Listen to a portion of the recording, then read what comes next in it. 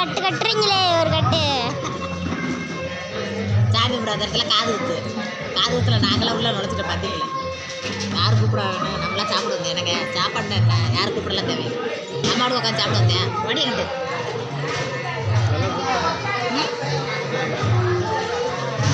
கூப்பிட்டா சாப்பிடுங்கன்னு சொன்னா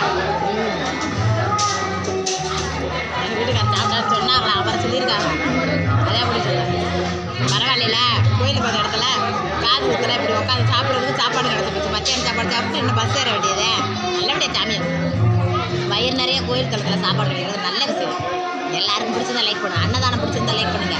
அண்ணன் தான் ரொம்ப முக்கியம். அன்னத்துக்காகத்தான் உழைக்கிறோம், ஓடுறோம், எல்லாமே பண்ணுறோம். பாடிச்சவங்கள ஒன்றுமே கேட்காதடி. ரொம்ப தண்ணி குடிக்கக்கூடாது. ரொம்ப தண்ணி குடித்தா சாப்பிட முடியும். அதனால கொஞ்சம் வத்தை குடிப்பேன். என்னப்பா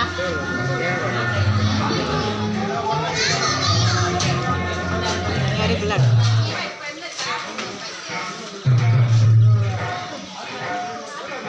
நீ சாப்பிடல? நான் அப்புறமா சாப்பிட்டுக்கிறேன். ஏற்கனவே புளி